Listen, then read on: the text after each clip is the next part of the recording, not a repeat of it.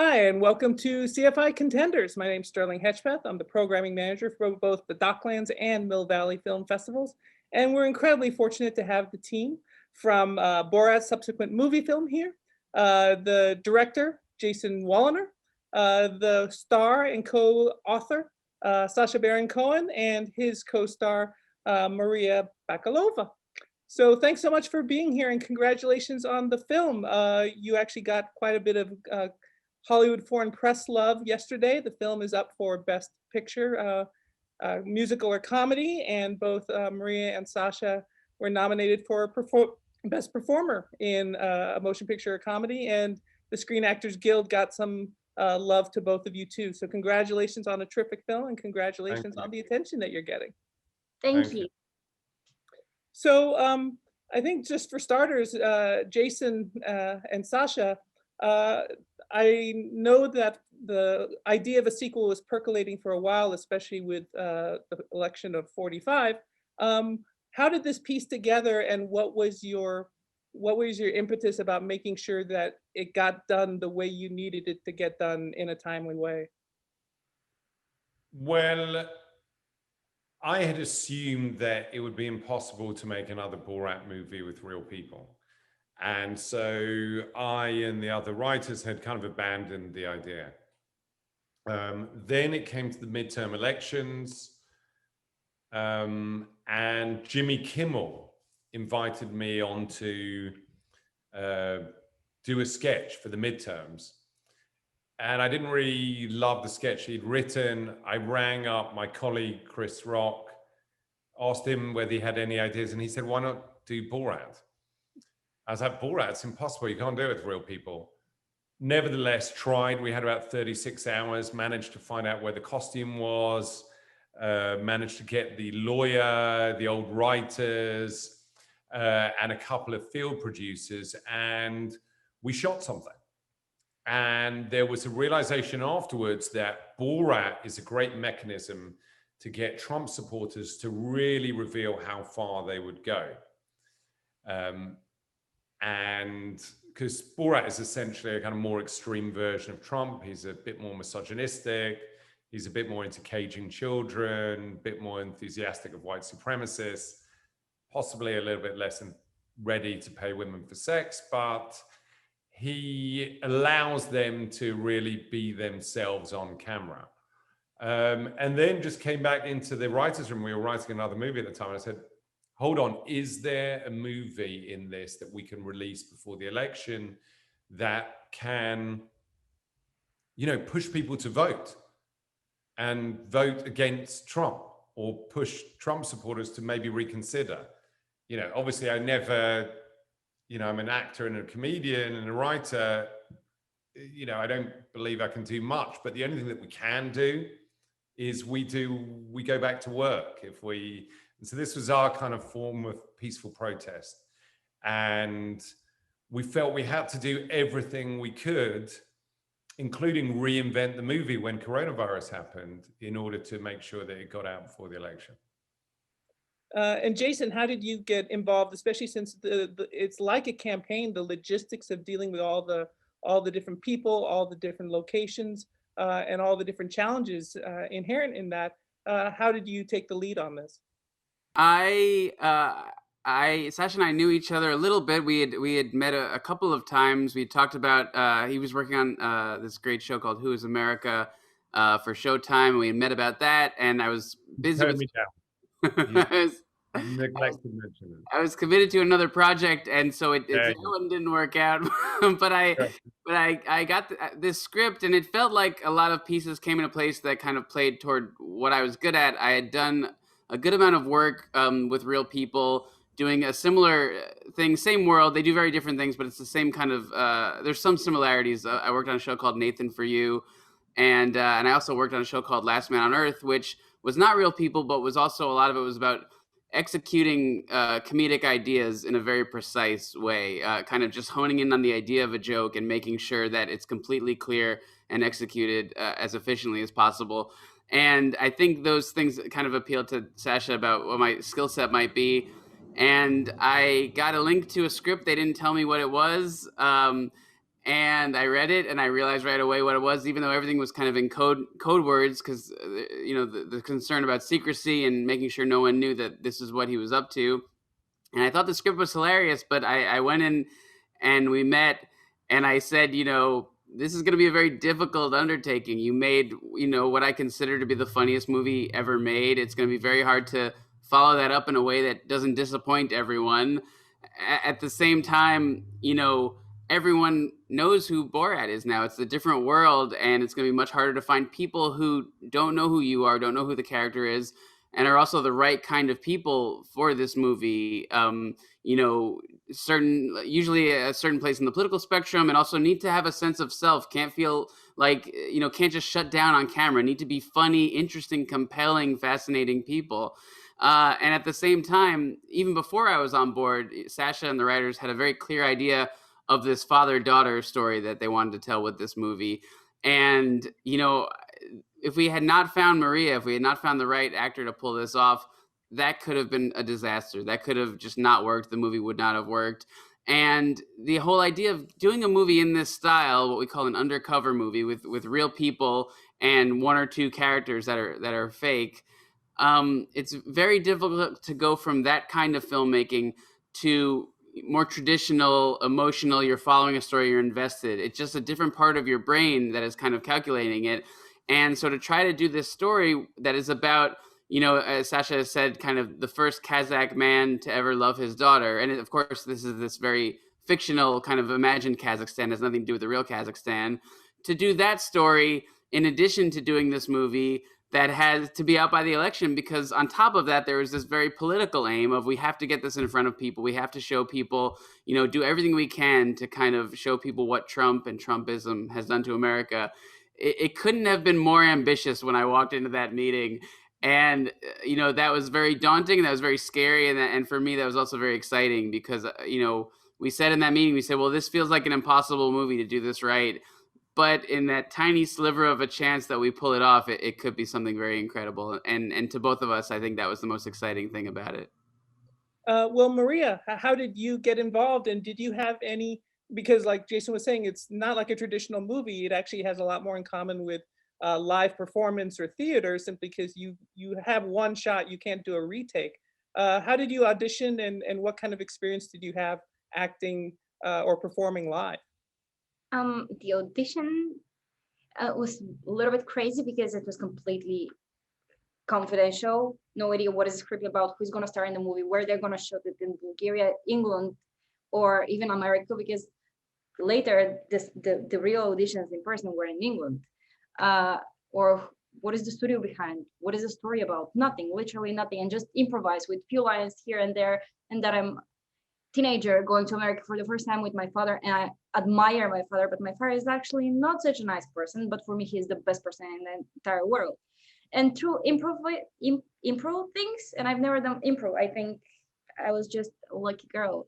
And when I get to set, and when I met Sacha and Jason, they guided me. Sacha was my teacher, my mentor, probably the best teacher that I've had, and I've been acting for 12 years. So Sacha, you are my idol from now to the rest of my life. Plus, I just really, I will be forever grateful for Sacha, Jason, and the rest of the team that guided me and supported me and believed in me. So that was my beginning of this crazy, beautiful journey that we all enjoyed, I think. Well, like Jason was saying, it is in a lot of ways like guerrilla filmmaking. But Sacha, there's always a really personal element to it, because you get to know these real people and you get to have them trust you in a way that documentary crews often have a hard time doing. What was your strategy toward getting people to talk to you and to trust you, especially since some of their worldviews are going to be very different than what your personal one is? The answer is, for myself and for Maria, you've got to be completely convincing. So whether the scene is an hour long or there was one scene which was 5 days long, you have to ensure that you fully inhabit the character, and you have to, because at any moment the scene will end if somebody suspects that you are not real. And obviously you are going to have to deliver some really funny jokes, and they'd better come from a real place and be imperceptible as jokes. Otherwise, that person's going to shut down and leave. And then you better make sure that everything about your persona is real, from the way you walk, to how you go to the toilet, to what you know about America, to your full in-depth knowledge of the country that they think you're from. And that was changing sometimes a number of times a day, where we'd have to, myself and Maria would have to learn extensively everything about a Belarus or a different country. So yes, you have to inhabit the character so that the person believes they're talking to a real person. And what kind of continual tension? And so that must have meant a lot of not only just rehearsing, but just really interacting with Maria just to get that kind of comfort level and that kind of rapport. What was that like for each of you? What was that like to do that kind of intensive training before you could convince other people outside? Maria, I'll let you start. We did a lot of rehearsals. To most of the scenes, we did a lot of rehearsals between each other and with Jason in English, because in the scenes we're speaking mostly in our made-up language, which is mixed from a lot of languages. There are so many languages in this movie, and maybe that helped. And also, I trust. I can speak only about myself because I know myself only. And I trusted Sacha a lot, and I trusted Jason a lot. So, and at some point you start thinking about, oh my God, how he actually realized what I'm thinking about, because we are not even speaking. So probably we knew each other in that level, that you start looking at people, the way that they're looking at you, the way that your eyebrow is going to move or something. And because we've been traveling together, we've been basically living together in the same hotels and rehearsing all the time. So that was the reason why, I don't know, there was something for me, for sure. I saw Sacha protecting me and having my back all the time as a father figure in my real life also, not only as a teacher and a mentor, but also as a producer. He protected me from the beginning, and I was completely ready to do anything, absolutely anything. And Sacha, what was your approach toward shepherding Maria through the creation of this relationship that's really quite convincing? Well, we didn't give Maria the script, right? She wanted the script, but I didn't, myself and Jason didn't want her to treat it as a movie. We wanted her to treat it as an experience, scene by scene. And so we would tell her where she was mentally at each point. And then what I realized was, for the last 2 decades, I'd never spoken to anyone about the process of making this type of acting.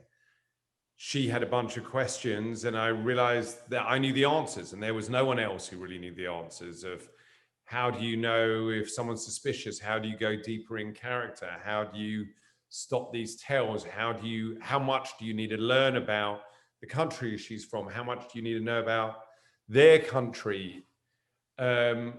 So I was there because I'd been through it, and it was actually a pleasure. I mean, as you can see, she's incredibly charming and lovely, and brilliantly talented. She was an incredible student. So I realized that, you know, for example, if she got concerned or worried or incredibly stressed, you know, any actor gets stressed before a scene, or most actors do. When you're going into a rally where most people have semi-automatic weapons, and you've got to, you know, react to stuff and convey the script and make sure that you get the scene right, you're even more terrified. And, you know, one of the big things was I wanted to make Maria realize that the anxiety and the fear could be actually really harnessed into a powerful performance on screen. That adrenaline was really, really useful, and make her performance on screen all the more captivating, because there literally is so much adrenaline going through that actor's body, you know. So I wanted to make her not be scared and not try and fight the fear, but use the fear. really. That was the main thing. But she's, you know, she's a complete natural. And it worked out wonderfully. Jason, even though you're kind of approaching this guerrilla filmmaking, there's still a lot of advanced work that needs to be as far as getting identifications or clearance for access for certain any areas. And you also have to have an exit strategy just in case something goes wrong. What was it like having to plan all that? Because there are always going to be some variables that you don't have any control over. Well, that's it. You plan as much as you can and try to have a good exit strategy. The number one thing is the safety of our crew, is the safety of Sacha and Maria, is making sure we know how they're getting out, and just making sure that's completely clear. And then, yeah, you know, everything had a lot of moving parts and intricacies, and from the rally where we're out in public, but we can't look like we're shooting a movie, and we're at this very heightened event where there are a lot of guns and a lot of maskless people in the age of COVID. And we knew we had figured out a way to get him on stage with this band because we knew we wanted them to sing this song. And at the same time, we're trying to do this very intimate, emotional scene, which is where Jim and Jerry, these guys that he's been staying with, find Tutar and tell her that her father is going to die if she doesn't give herself over to Rudy Giuliani. And she's got to play that emotional scene on the first take, because for Jim and Jerry, this is not, they don't even know they're on camera at that point. We didn't have cameras anywhere near them. All the cameras were hidden. You know, same thing at CPAC, that scene, we didn't have press credentials. We couldn't bring in cameras. And so we had to be there from 5 a.m. You know, this is a plan that to do that scene with Pence, we kind of landed on it. We were hovering around a bunch of plans. We landed on it the 2 nights before. So we had 1 day to figure that out. We had 12 cameras in there, all little cameras, all iPhones. We had to get there, be online at 5 a.m. while he is getting in makeup from 2 a.m, getting in this Trump prosthetic, and then putting on a fake beard and a whole other look on top of that, because you can't walk in there looking like Donald Trump. So he had another character. So he was Borat with a Trump on top of that, with another character on top of that was not for the movie, that was just for getting him in. And meanwhile, I'm there trying to place cameras with Secret Service everywhere, trying to not to look like I'm doing anything suspicious. Of course, we're just working on a comedy movie, but sometimes you can look like you're doing something that's actually planning an attack or doing something threatening. And that's where the danger is that someone misunderstands and thinks you're doing something a lot more serious than we actually are. So it's just endless planning, kind of a moving target, and then being able to adapt when there's a new idea or when the reality changes, kind of. And we just had the most amazing crew. We had a great AD, Duncan White, and we just had every department. We had an amazing props person, Rebecca Tendick, who, you know, Sacha and the writers would come up with ideas for props almost every night before a scene, just new ideas. And we need to follow this process of kind of, if a new joke is exciting to us that, you know, is an elaborate prop, it needs to be built by the next morning. And she's one of the unsung heroes of the movie. We just had the most incredible team on the road that was just figuring out every day how to make this movie. Maria, one of the most emotional dimensions to the film is the fact that it's about Tutar finding her voice and finding her strength in a way that she never expected it. What kind of personal components of your life or your experience did you bring to flesh Tutar out into someone who's really believable and really touching? I think I've been thinking about how would I behave if I was in this situation? How would I felt if I'm coming to a place where I'm seeing that all of the things that I've been believing in, all of the things that I've been taught are wrong, literally. And what is happening with your brain? You for a second are like, okay, which one is the reality? Which one is the lie? Who should I trust? My family, my father, or the person that I just met? And sometimes you have to make a choice that might hurt you, that might hurt, I don't know, that might hurt your ideas, but you might find something more, something that is even better, until the moment when we're seeing in the movie that he is gonna hurt himself by realizing that probably he's gonna make a risk to love for the first time his daughter, and to be the first person from this made up place who's gonna love his daughter.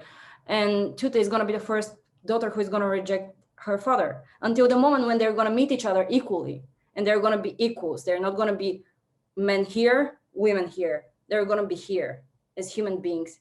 And that's what I've been thinking about. Who should I be? How should I have been growing up? Because there is a difference between how a girl can grow up and how a girl should grow up, probably. And that's where I'm standing.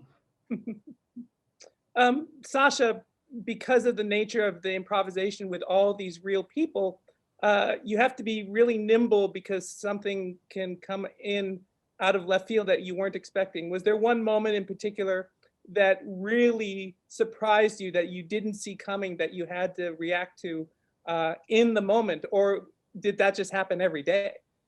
That happens every day. I mean, you know, these scenes are hours long, and you're coming in with, you know, maybe 100 lines that you want to get through, but obviously you're going to have to improvise most of the time. I mean, the most surprising thing to me was Jim and Jerry, the guys that we locked down with.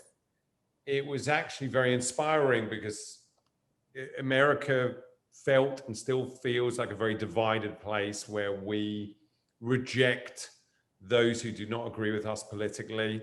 And this was a real insight into these people whose views are, some would say, despicable, but they're actually really good people. They welcome a stranger into their home. They try and convince Borat that women can do anything. They try and end his misogyny. And so, you know, suddenly we realized that things that we were going to do elsewhere would actually occur there. They would begin, because with Borat, we were trying to take somebody who is the ultimate misogynist and turn him into a feminist. And then suddenly I realized, wow, in the scene, these guys are going to actually help bring about that change. You never would have thought that people who believe that Bill Gates was injecting microchips into vaccines would, you know, help bring about, have sort of viewpoints that were, were positive. But that's what we wanted to show, that these were fundamentally, America's full of people who have different political views, but often they're good people who have just been fed a diet of lies, conspiracy, and hate by the government. Well, in that case, you know, Trump and Trumpists. And those lies and conspiracies have been magnified and pushed on social media. And obviously the effect of that was post-election, where we saw the attack on the Capitol. But that was really what we were trying to expose. And of course, one of the other really subversive parts of the film is that the entire story is a conspiracy theory that Borat was an unwilling agent of. But the problem is, of course, is that that conspiracy theory is no weirder than some of the stuff that's circulating in the Quniverse right now anyway. So truth is stranger than fiction. Why did you want to have this wrap up in a conspiracy bow? Well, it was to demonstrate how absurd Trump's lie was, that this was an intentional virus spread by China, right? There was no evidence to back that up. Rudy Giuliani, in his, when he was interviewed by Maria, said and spread the same lie. And so we wanted to mock and undermine the ludicrousness of that conspiracy theory and the other conspiracy theories that are being spread by that government, including at the rally. There was a verse where it went, mask wearers, what we're gonna do? And the audience were going, inject them with the Wuhan flu, inject them with the Wuhan flu. The idea of potentially murdering people for being COVID safe is such a ludicrous concept. But to those people, because they were fed this diet of lies by the president, which was again spread on, platforms like Facebook, they were convinced that actually wearing a mask by people to prevent spreading and catching a potentially lethal disease was a way of exhibiting their fundamentally anti-American nature, to the extent that they should be punished potentially with death and the injection of a potentially lethal virus. Well, so yeah, we're trying to be funny, but there was, you know, we had a bigger aim. Completely. It was so great talking to all of you. Just one last question for Jason is that you couldn't have a traditional premiere. Do you know how some of the real people, have they seen the film and what did they think of it? A few of the real people did come forward afterwards. Janice seems very happy with the experience, the babysitter, and you know, we were very happy about that because we just fell in love with her and was hoping she was happy with Giuliani less so. Rudy less so. He's had lots of other problems since then too, though. Yeah, a few people have done interviews, and it's kind of what you'd expect, but yeah, it was just to us the most meaningful that the whole thing ended in a good way because we just fell in love with her, and she really became the soul of the movie, and that was a decision that Borat would return to her and there realized that he loved Tutar and had to save her, prevent her from giving herself over to Rudy Giuliani. That was a decision we made after we shot with her because we thought she was so amazing that we just needed to. It made perfect sense that it would be with her that he'd have this epiphany. And so, yeah, it's a great example of, you know, you put a wonderful person in front of a camera in a position where they can reveal themselves and they will reveal just how wonderful they are. Right. Well, Jason, Sacha, Maria, thank you so much for joining us. Congratulations on all the Golden Globe and SAG love. Can keep up the good work with all this wonderful work that you're doing creatively, and good luck with the rest of 2021. Thank you, Sterling. The same to you and everyone watching. Yeah, thank you, Sterling. Thank you.